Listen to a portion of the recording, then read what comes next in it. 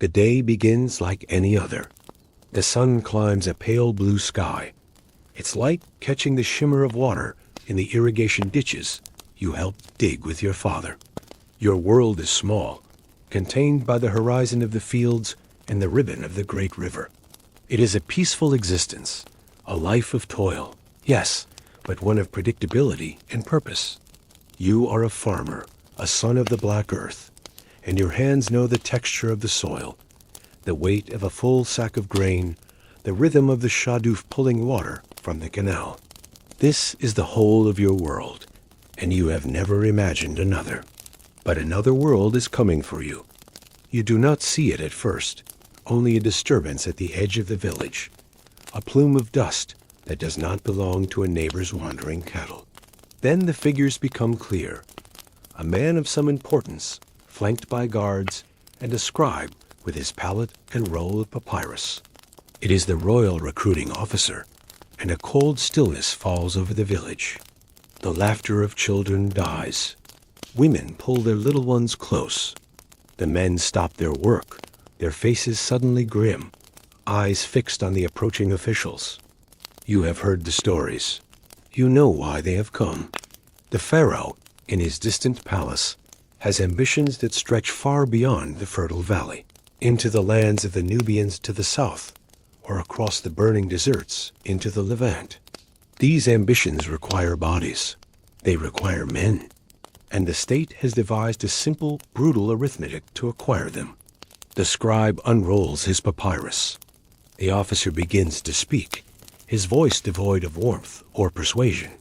This is not a call for volunteers, for patriots to rush to the defense of the two lands. This is a levy, a tax paid not in grain or livestock, but in flesh and blood. The law is simple. 1 man from every 10. The scribe's finger moves down a list, a cold accounting of the village's households. Your heart hammers against your ribs, a frantic bird trapped in a cage. You watch as the finger pauses, as the officer's eyes find your family's home, and then find you. You are chosen.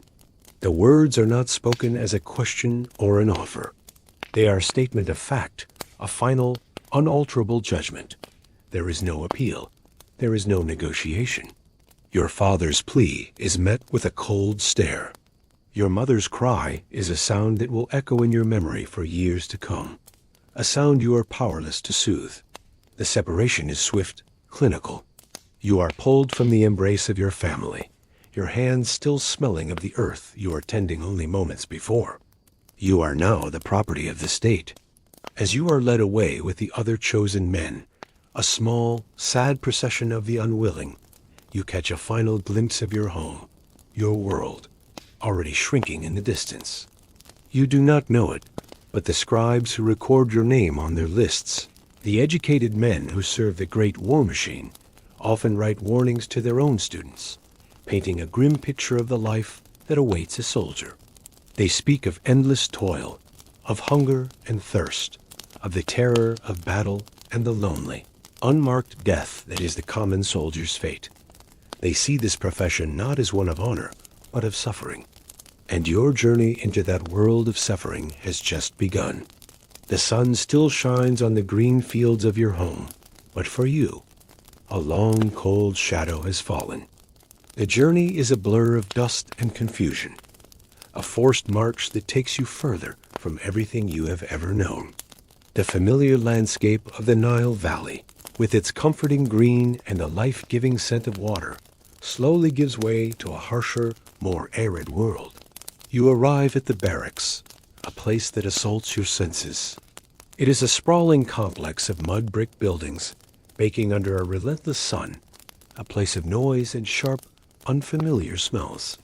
The air is thick with the dust of 1,000 marching feet, the pungent odor of sweat and unwashed bodies, the faint, sour smell of stale beer, and the smoke from countless cooking fires. This is your new home. There is no gentle transition. You and the other new recruits are herded into a dusty courtyard, where the process of erasing your old life begins immediately. The first thing they take is your hair. A rough hand pushes your head forward, and you feel the cold scrape of a bronze razor against your scalp. Your locks of hair, which your mother may have oiled and combed, fall to the dusty ground, trampled underfoot. Your head is shaved bare, or your hair is cropped so short that you are almost unrecognizable to yourself. You look at the men around you, their faces stark and vulnerable without their hair, and you see your own shock and fear reflected in their eyes. This is the first step in a systematic stripping away of who you were. You are no longer a son, a farmer from a specific village. You are becoming something else, something uniform and anonymous. Next, you are issued your equipment. You are stripped of the simple linen tunic you wore from home, and in its place, you are given the attire of a soldier. It is not the armor of a hero. For a new recruit, a man of the lowest ranks, the uniform is a simple, short kilt, barely covering your thighs. For some, it is even less merely a penis sheath of leather, leaving you almost naked to the elements and the cold judgment of your superiors. A single feather, to be stuck in your hair, is the only ornament. It is an attire designed not for protection, but for practicality, and to mark you as what you are. A basic infantryman, the most expendable piece in the Pharaoh's army. You are then assigned to your unit. The vast army is broken down into a rigid hierarchy, a pyramid of power as tall and imposing as any monument of stone. At the top is the Pharaoh, a god in the flesh, and his great generals. Below them are the divisions, massive forces of 5,000 men, each named for one of the great gods, Ammon, Ra, Ptah, Sutek. Your division is further broken down into companies of 200 and platoons of 50. But your world, your immediate reality, shrinks to the smallest unit of all, the 10-man squad. You are shoved into a group with 9 other men, strangers from different villages, all with the same shaved heads and bewildered eyes. You will share a single, crowded barracks tent, a space of rough blankets and the constant presence of others. These men are now your family, your only support in this harsh new world. The state, in its cold wisdom, understands that by severing your ties to your old life, your family, your village, and forcing you into this new artificial brotherhood, it can forge you into a more effective tool. Your identity as an individual is being dissolved, ready to be recast in the crucible of military discipline. The sun sets on your first day, casting long shadows across the training ground, and for the first time, you feel a profound and terrifying loneliness, a feeling of being utterly untethered from the world you once knew. The dawn comes not with the gentle song of birds over the river, but with the harsh blast of a trumpet and the sharp commands of an officer. Your new life is a relentless cycle of toil and pain, a crucible designed to burn away your softness, your civilian hesitation, and forge you into something hard and obedient. The days are long, stretching from before sunrise to well after dusk, a blur of grueling physical exertion under the unforgiving Egyptian sun.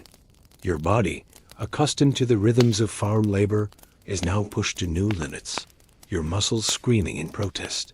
You learn the meaning of true exhaustion, the kind that sinks into your bones and leaves you hollow. Your training is a brutal education in violence.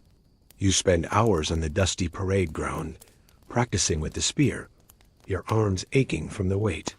You are taught to thrust, to parry, to move as one with the men in your line. You engage in endless wrestling matches, the hot sand grinding into your skin as you grapple with your squad mates, learning to use your body as a weapon.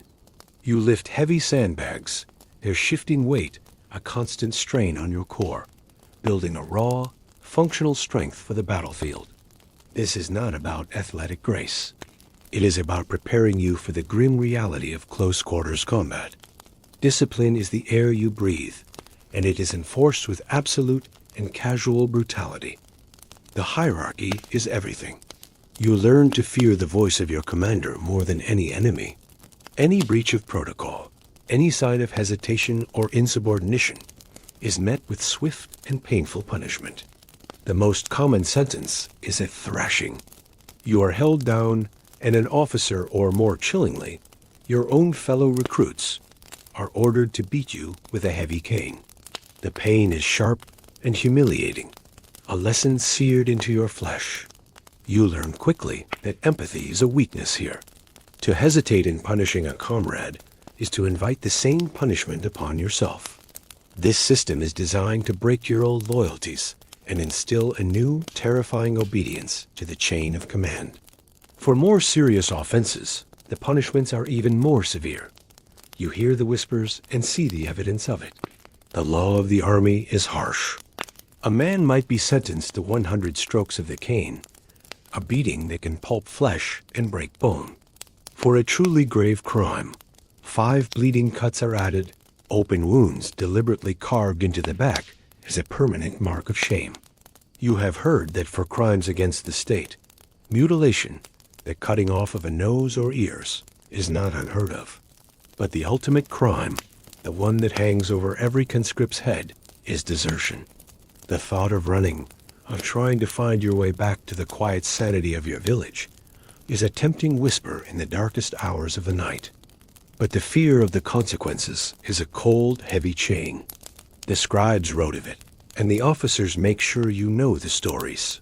Deserters who are caught are not simply brought back for trial. They are sometimes massacred on the spot, a brutal example to the others. And worse, their families back home might be imprisoned, forced to pay for the crime of their son's desperation.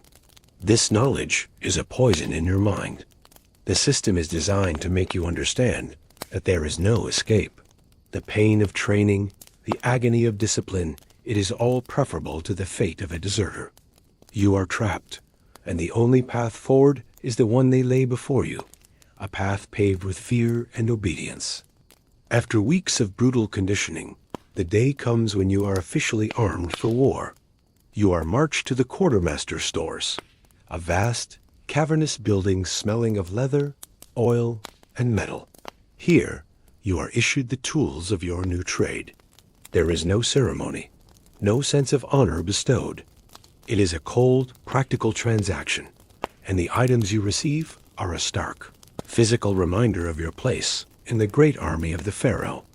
As a common foot soldier, you are the foundation of the army, and your equipment is suitably basic, designed for mass production, not for the preservation of your individual life. The first item placed in your hands is the shield. It is a large, cumbersome rectangle of wood, covered in stretched cowhide, with a simple handle on the back. It is heavy, and as you lift it, you feel the strain in your arm and shoulder. You are told it will protect you from the arrows of the enemy, and perhaps it will, but you can see how the hide might be split by a well-aimed blow from a bronze axe, how the wood might splinter under the force of a sword. It feels less like a piece of armor and more like a heavy burden you must learn to carry. Next is the spear. It is a simple wooden shaft, some 6 feet long, tipped with a leaf-shaped head of hammered copper, or, if you are fortunate, the harder, more durable bronze. It is the primary weapon of the infantry, the tool with which you will be expected to hold the line and push back the enemy. You may also be issued a secondary weapon for the chaos of close combat.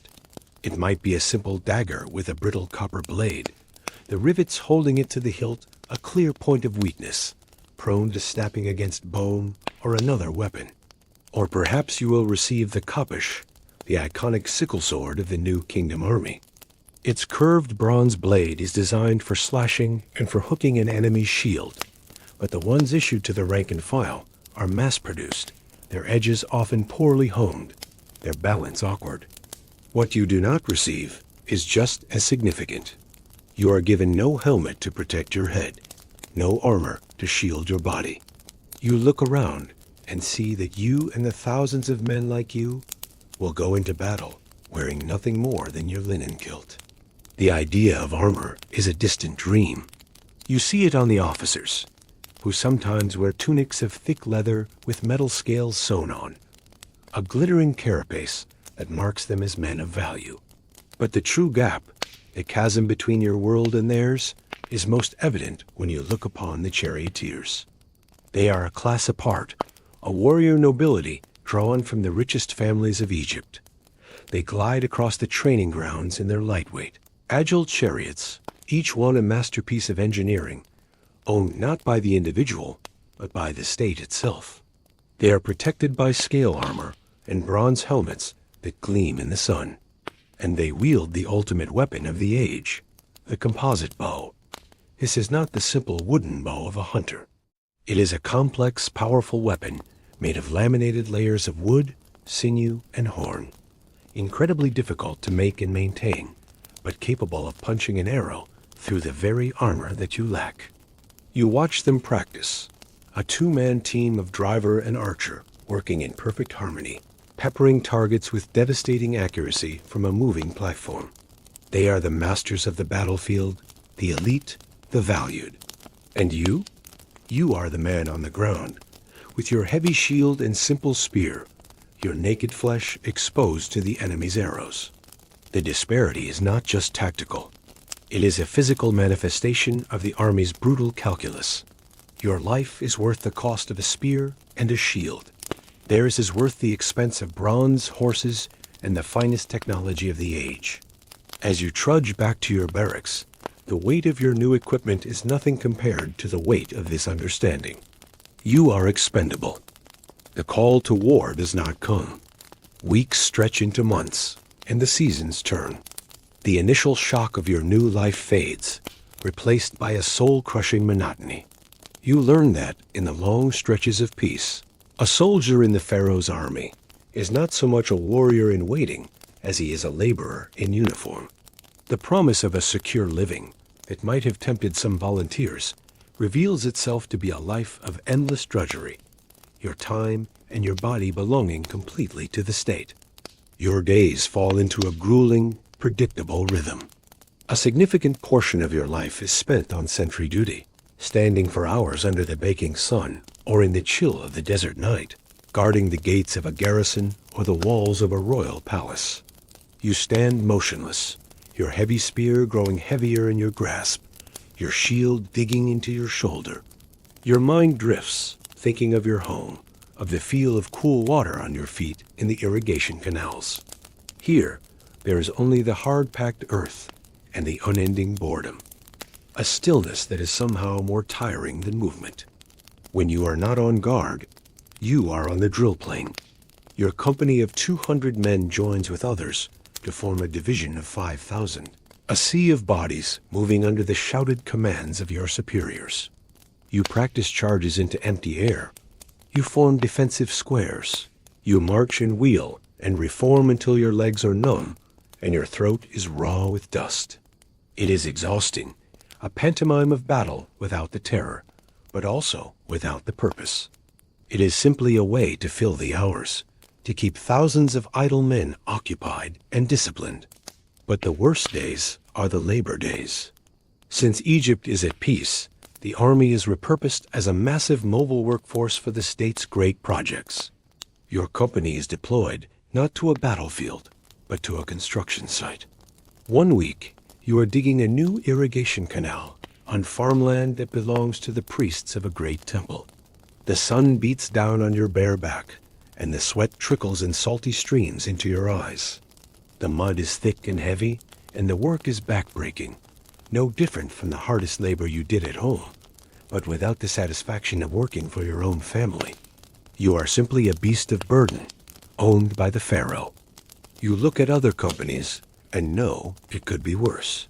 You see a long line of soldiers from another division, their bodies straining as they haul massive blocks of stone up a ramp towards the site of a new tomb being built for the living god, the Pharaoh. It is a monumental task, a project that will consume the lives and labor of thousands, and you are part of that machine. You are no longer a farmer, and not yet a warrior. You are a tool, used to dig the state's ditches and build its monuments. The glory of battle, the prestige of the soldier you might have heard stories about, feels like a distant and cruel joke. The reality of your service is the ache in your back, the blisters on your hands, and the slow, grinding passage of empty days. You clean your simple kit in the evenings, eat your meager supper of bread and lentils, and fall onto your rough palate, only to be woken before dawn to do it all again. This is the peace of the Empire, and it feels very much like a prison. The monotony is shattered by a sudden change in the atmosphere of the camp. A ripple of energy, a tension you have not felt before, spreads through the barracks. Rumors fly from squad to squad, whispered in the dark of the tents. A campaign is coming. An order has come down from the Pharaoh himself. Your division, the great army of the god Ra, is to march north, into the lands of the Retchinu, into Syria. The long grinding peace is over. The camp, once a place of dull routine, erupts into a storm of organized chaos. The true nature of the new kingdom's military, a professional, state-coordinated force, is revealed in all its awesome complexity. Officers stride through the grounds, their commands sharp and urgent. The air is filled with the sound of trumpets calling men to their companies. But the real work, the engine that drives the war machine, is done by others. You see the scribes, men who once looked upon you with contempt, now hurrying everywhere. They are the lifeblood of the army's logistics. With their pallets and papyrus rolls, they meticulously record everything. The number of men, the weapons issued, the sacks of grain, the jars of beer and oil. Every spear, every sandal, every loaf of bread is accounted for. The success of a campaign thousands of miles from the Nile depends not just on the bravery of its soldiers, but on the accuracy of these endless lists. You watch as the vast logistical train, the army's lifeline, is assembled. It is a city on the move. Great four-wheeled carts, their solid wooden wheels groaning under the weight, are pulled by teams of slow, powerful oxen. These wagons carry the heaviest supplies, the tents, the siege equipment, the reserve weapons. But the true workhorse of the army is the humble donkey. You see hundreds, thousands of them being loaded with sacks of grain, with water skins, with all the myriad supplies needed to keep an army of thousands alive in a hostile land. The braying of the donkeys and the lowing of the oxen create a constant low thrum of sound beneath the shouts of the men. The scale of it all is difficult to comprehend. Your division of 5,000 soldiers is just one part of the expeditionary force. And for every soldier like you, there seems to be another person who does not fight. There are the scribes, the officers' servants, the priests who will perform the necessary rituals before battle, the artisans to repair chariots and weapons, and the camp followers, women and families who trail in the army's wake. A mobile ecosystem of support and dependency. This immense, sprawling host must be fed, watered, and moved across hundreds of miles of desert in foreign territory. Witnessing the mobilization, you feel a strange mix of emotions. There is a sense of awe, of being part of something immense and powerful, a force that can reshape the world. But beneath it, there is a cold knot of dread. You are a single, insignificant part of this vast, impersonal machine. It is now in motion, grinding inexorably towards a distant land, towards a place called Kadesh. And you understand, with a chilling certainty, that the machine does not care if one of its smallest cogs survives the journey. The momentum is unstoppable, and it is carrying you towards your fate. The march begins. You leave the familiar black soil of the delta behind, and the world transforms into an endless expanse of ochre and pale gold. You are marching into the great desert of Sinai, the formidable barrier between Egypt and the lands of Asia, and you quickly learn that your first and most relentless enemy is the landscape itself. The army moves as a colossal serpent, a column of men and animals stretching for miles along the ancient ways. The sound is a constant shuffling rhythm of thousands of sandaled feet, the creak of wagon wheels, and the low groans of the pack animals. Above it all, a fine cloud of dust hangs in the air, kicked up by the march. It coats your skin, your tongue, your throat, a gritty film that you can never quite spit out. The sun is a malevolent god in a white-hot sky. There is no escape from its glare. The heat is a physical weight, pressing down on you, leaching the moisture from your body. You march in your simple kilt, your skin darkening and blistering under the relentless assault. The heavy shield you carry feels as if it is forged from lead, its weight a deadening ache in your arm. Your spear becomes a hateful burden. The sand itself is a treacherous foe, sometimes hard-packed, sometimes soft and deep, making every single step a conscious effort of will. You follow the natural paths of the desert, the wide, dry riverbeds known as wadis, which offer the firmest ground. Your officers and their hired local guides are the only ones who know the way. Without them, the army would be swallowed by the vast, featureless emptiness. But the greatest enemy, the one that occupies your every waking thought, is thirst. Water is the currency of life here, and you are desperately poor. You have a single water skin, made of goat hide, slung over your shoulder. You guard its contents jealously, taking only small, unsatisfying sips of the warm, stale liquid. It is never enough to quench the fire in your throat. You know, from the grim lectures of your commanders, that a man performing hard labor in this heat needs many liters of water each day just to stay alive. You receive a fraction of that. The army's survival depends on a fragile logistical chain, a series of fortified wells and cisterns that the Pharaohs have built along this route, the Way of Horus. These forts are your only hope, small islands of life in a dead sea of sand. But the distance between them is vast, sometimes days of marching. You eye the level of water in your skin with a constant, gnawing anxiety. What if the next well is dry? What if the enemy has poisoned it? Men begin to falter. You see them stumble, their faces pale under their sun-darkened skin.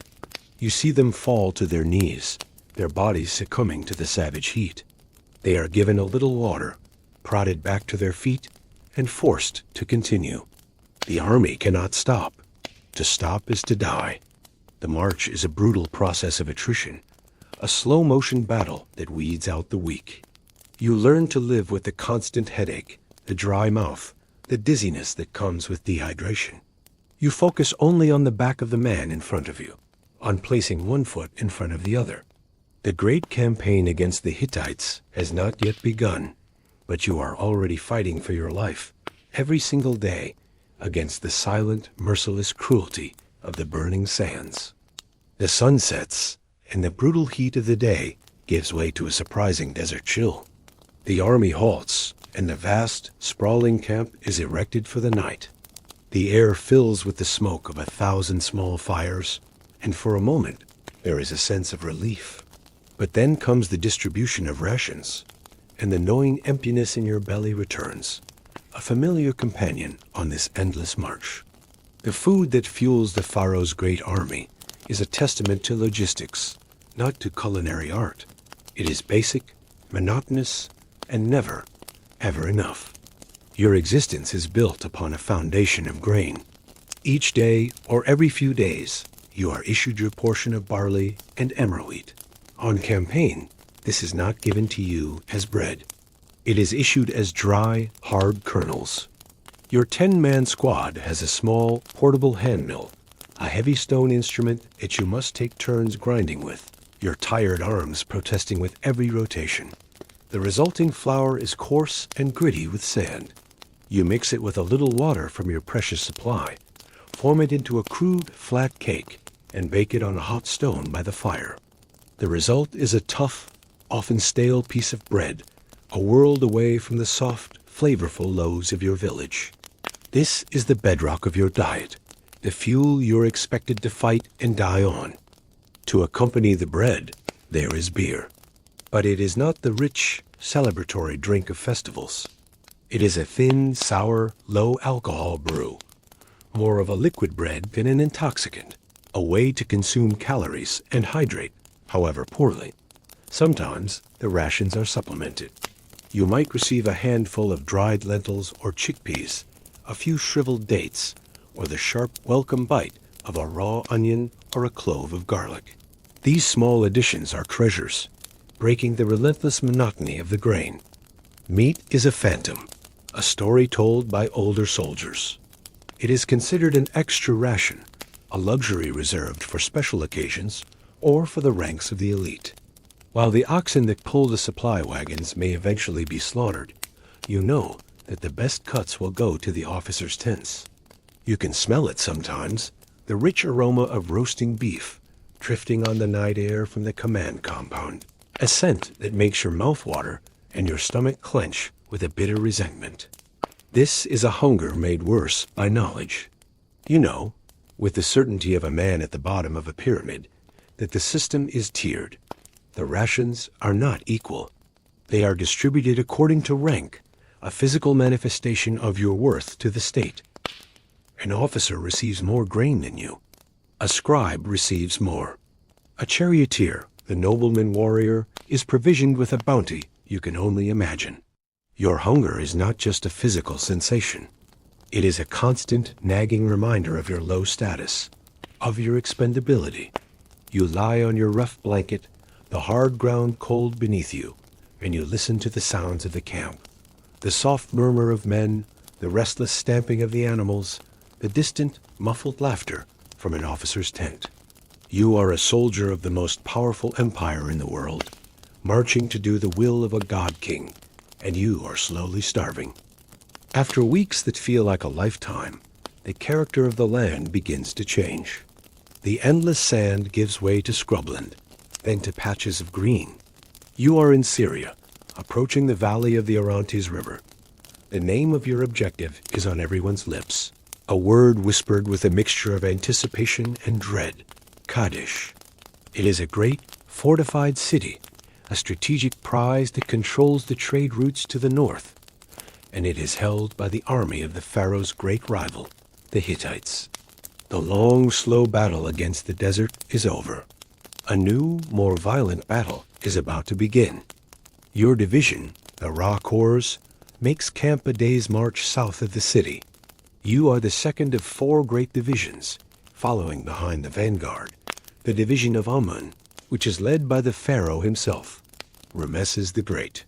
The camp is a temporary city, laid out with military precision, yet humming with a nervous energy that is new and unsettling. The air, which for weeks smelled only of sand and sweat, is now thick with 1,000 other scents. The wood smoke of cooking fires, the sharp smell of horse and ox, the metallic tang of weapons being oiled and sharpened, the faint, almost imperceptible odor of fear. The sounds are different, too. The usual low murmur of the camp is punctuated by the sharp clang of a hammer on a bronze shield boss, the rhythmic rasp of a whetstone on a coppish blade, the soft chanting of priests performing rituals to ensure the favor of the gods. You, a simple foot soldier, are a world away from the high councils of war. You know nothing of the grand strategy, of the intelligence being gathered. You do not know that, at this very moment, your divine Pharaoh is being deceived. You do not know that 2 local nomads, Shasu Bedouins, have been captured and brought before him, and that they are telling him a comforting lie. They are Hittite spies, and they are telling Ramesses that the Hittite army is afraid, that they are still more than 100 miles away, near Aleppo.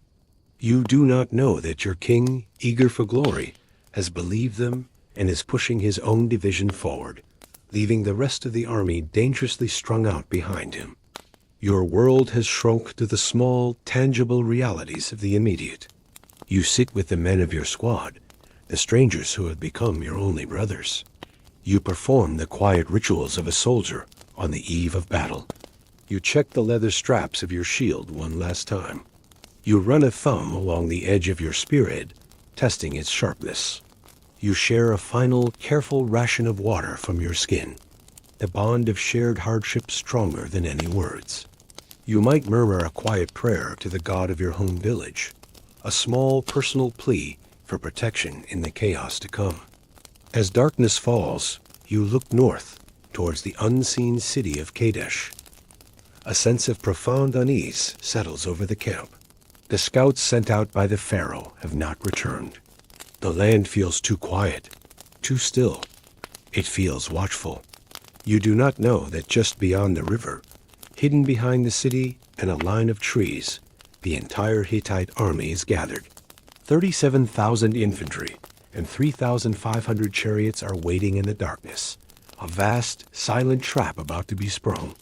You lie down to get what rest you can, your shield and spear beside you, ignorant of the fact that you and your entire division are marching towards annihilation at dawn. The morning breaks, cold and gray. The order to march comes before you have had time to properly shake the sleep from your limbs or force down your meager breakfast of hard bread. The Rhea division falls into its long column of route march, not a battle formation. You are stretched out, vulnerable, your mind still clouded with the fatigue of the journey, your focus on the simple task of following the man in front of you. You are marching towards the Pharaohs' camp to reinforce the Ammon division, unaware that you are walking directly into the jaws of a perfectly laid trap. It happens without any warning. There is no battle cry, no trumpet blast from the enemy. There is only a sound, a low, deep rumble that grows with terrifying speed, a sound that seems to come from the very earth itself. It is the sound of thunder on a clear day. You look to your right, to the east, towards a line of woods that borders your path, and then you see it. The tree line explodes. It is a wave, a tide of wood and bronze and horseflesh, a nightmare given form. 2,500 Hittite chariots, a force of unimaginable power, crash out of their hiding place and slam into the exposed flank of your marching column. The world dissolves into a maelstrom of pure, shrieking chaos. Your disciplined line, the formation you spent months practicing, evaporates in a single horrific instant. It is not a battle. It is a collision. The heavy Hittite chariots, each with a 3-man crew of driver and 2 warriors armed with long spears, are designed for this one purpose: to shatter an infantry line with unstoppable momentum. They plow through your ranks, their wheels crushing bone and flesh, their spears reaping a bloody harvest. The air is a solid wall of sound, the drumming of thousands of hooves, the splintering crash of wood as shields are broken, the high-pitched screams of wounded horses, and the endless piercing shrieks of men. Men you marched with, men you shared your water with only last night, are thrown into the air like dolls, trampled into the bloody mud. You see Egyptian chariots, the pride of the army, caught completely off guard, overturned and smashed before they can even build speed. The ground trembles as if the world is ending. Your training, your discipline, all the brutal conditioning, it means nothing in the face of this. There is no formation to hold, no officer's command to obey. There is only a single primal instinct, to run. Your division breaks. It is a complete and utter rout. You throw down your heavy shield, the hated symbol of your expendability, and you run. You are no longer a soldier of the great army of Ara. You are a terrified animal, scrambling, stumbling, clawing your way over the bodies of the fallen, trying to escape the thunder of the wheels behind you. You do not look back. You only run, your lungs burning, the screams of the dying fading behind you as you fly for your life, your mind a white-hot blank of pure terror. Somehow, in the swirling chaos of the rout, you survive the initial onslaught. Perhaps you are at the edge of the column and manage to scramble into the scrubland. Perhaps the Hittite charge, in its furious momentum, passed you by. Now the battle has changed. The Pharaoh, Ramesses himself, having discovered the trap, has rallied his personal guard and charged back into the fray.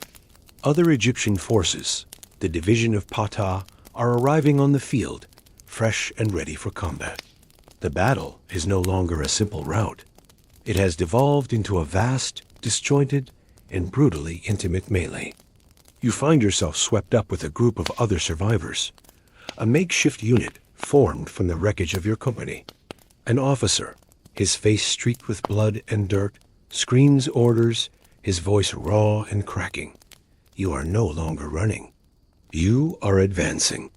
You form up into a crude phalanx, a wall of shields and bodies, your spear held tight against the man next to you. You are pushing forward into the red maelstrom. The world shrinks to a space of only a few feet.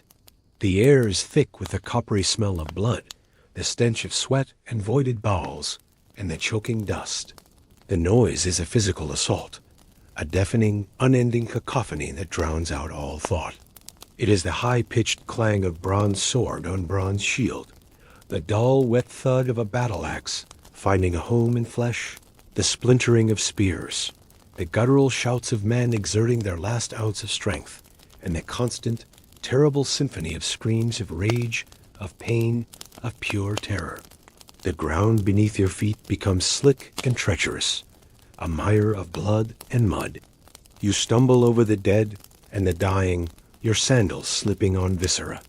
You learn to step on the bodies of the fallen, friend and foe alike, using them as a footing to keep your place in the line, to continue the fight from on top of a growing mound of corpses. This is the reality of battle, a grim struggle for inches of bloody ground.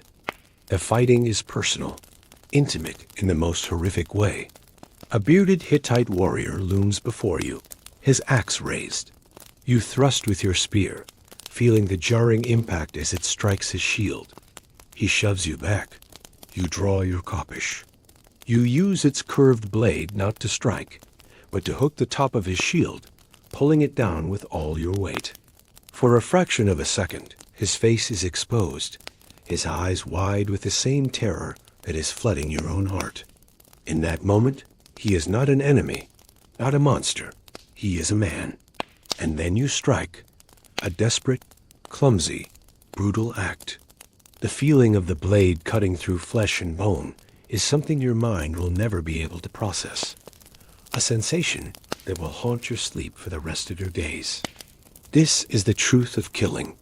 It is not the clean, heroic act depicted on temple walls. It is a frantic, exhausting, and deeply traumatizing struggle for survival. You fight on, your arms heavy as lead, your throat raw from shouting, your mind numb with shock. You kill, or you are killed. There is no other choice. You are no longer a farmer, no longer even a soldier. You are a creature of pure, violent instinct, lost in a sea of carnage, praying only for it to end. The low rumble you heard across the plains of Kadesh has now become a deafening roar. It is the sound of 1,000 Hittite chariots, a storm of wood and bronze bearing down upon your division. There is no time for strategy, no time for thought. There is only the frantic, desperate command to brace, to hold the line. You lock your shield with the men beside you, the wood pressing hard against your shoulder, and plant your feet in the dust. Then the storm hits. It is not a clash of two armies so much as a collision of worlds. The impact shudders through your entire body, a shockwave that knocks the breath from your lungs. The air fills with the splintering of wood, the high-pitched shriek of wounded horses, and a rising chorus of human shouts that sounds less like language and more like raw, primal noise. Your world shrinks to the few feet of space in front of you. Dust and sweat blind you. Your shield becomes your entire universe, a fragile barrier against the chaos. You feel heavy blows thudding against it, jarring your arm to the bone. You do not see soldiers. You see only blurs of motion, the glint of a bronze axe, the broad chest of an enemy pressing forward. You move on pure instinct, a creature of reflex. It becomes a brutal, exhausting dance. Lunge, parry, shove. Your arm, holding the heavy koppish, feels like lead, but you swing it again and again. You feel the jarring impact as it connects with something solid as shield, perhaps a helmet. The man before you stumbles and is gone, swallowed by the swirling mass of bodies. You have no time to register it. Another shape immediately takes its place. Time itself dissolves into a single, unending moment of exertion. Your throat is raw from shouting. Your lungs burn, but you continue. You are no longer a farmer or a son from a quiet village by the Nile. You are a single desperate part of a great, struggling organism, pushing against an overwhelming tide. And then, as suddenly as it began, The wave of pressure lessens. The immediate threat recedes, not disappearing, but pulling back, leaving you standing, gasping for air, in a world of pure chaos. The screams and the clang of metal have faded, leaving behind a silence that is almost more terrifying. You stand upon a piece of land, utterly transformed in the space of a few short hours, the air thick with the scent of metal, of sweat, and of churned earth. The sun, now beginning its descent to the west, seems to cast a weary, bronze-colored light over the entire scene. Your duty is not over. In fact, one of the heaviest tasks has just begun. The captains move through the ranks, their voices hoarse, giving short, practical commands. There are no more battle cries, only functional instructions. You and the other survivors begin the work mechanically, your body aching, your mind a hollow void. You move like a sleepwalker through a place that was only this morning a peaceful valley. The army scribes are everywhere, their papyrus scrolls unfurled. They do not record bravery or fear, only numbers. They count the captured weapons, the broken chariots, the plundered supplies. It is a cold inventory of victory, a calculation of profit and loss, performed in the midst of a landscape of profound loss. Your gaze sweeps over the forms that lie still upon the ground, but your mind refuses to register the details. It builds a wall to protect itself, allowing you to focus only on the task at hand, collecting a shattered shield, pulling a broken spear from the earth. The most difficult work is saved for last. You are ordered to find your fallen comrades.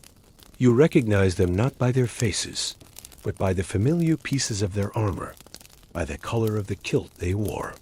Each time you bend down, your muscles scream in protest.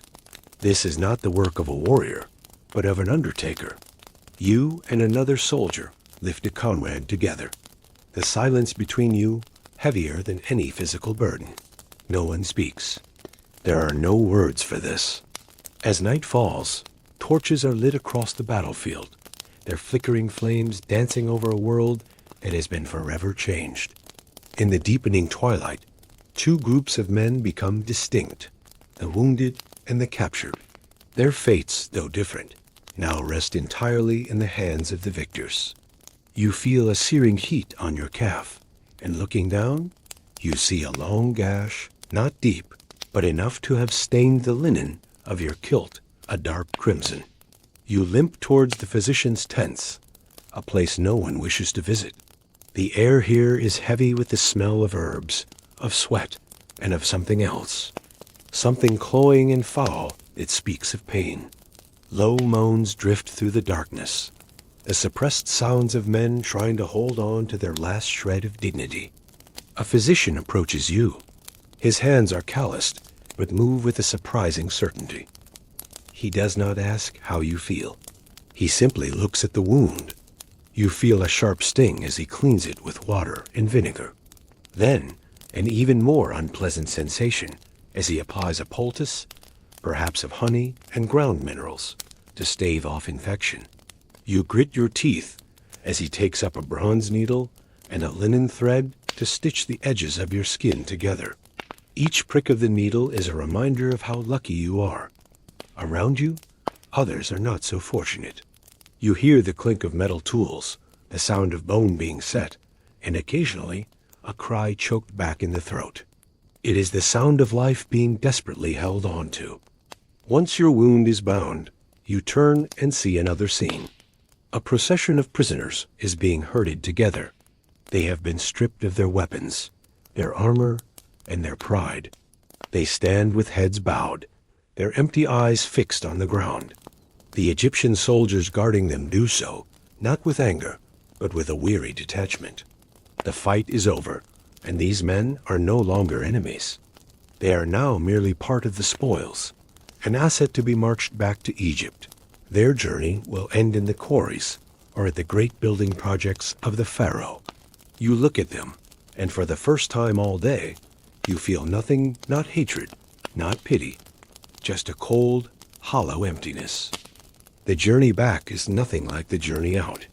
Marching towards the enemy, There was a purpose, a tension that kept you moving forward. But now, with your back to the battlefield, an invisible weight seems to press down on your shoulders, heavier than your shield and pack combined. The army moves more slowly now. The wounded slow the pace of the entire column. The desert you crossed once before now seems even vaster and more unforgiving. The sand is still hot beneath your feet. The sun is still relentless. But it is the silence within the ranks that is the most difficult to bear. The stories and jokes are gone. The soldiers walk in their own private worlds, lost in memories they do not wish to have, but cannot forget. You see ghosts walking beside you in the shimmering heat of the day. The faces of the friends you lost, their laughter seeming to echo in the desert wind. At night, sitting by the small cook fires, you stare into the dancing flames and see images of the battle flicker there. You see yourself still on the field, your hand gripping your weapon, your heart pounding. And then you startle, realizing you are safe, miles away, but it feels as if a part of your mind was left behind. Finally, after many weeks, you see the green of the Nile Delta. A cheer goes up from the front of the column, but to you, it sounds distant. You are home. Your family will rejoice. Your village will greet you as a hero. The Pharaoh will reward you. Perhaps you will receive a few settings of land, some cattle, or even the gold of valor, the golden collars given to distinguished warriors. You accept these rewards with a quiet gratitude. You become a veteran, a farmer, a husband. But on quiet nights, when your wife and children are asleep, you will sit alone outside your home and look up at the stars. You will feel the faint ache of the scar on your leg, and you will remember the weight of a comrade on your shoulders, the sound of the wind at Kadesh, and the empty eyes of the prisoners. You survived, but you know that the price of survival is to carry the ghosts of the war with you for the rest of your life. The battle on the field may be over, but the battle in your mind will never truly end.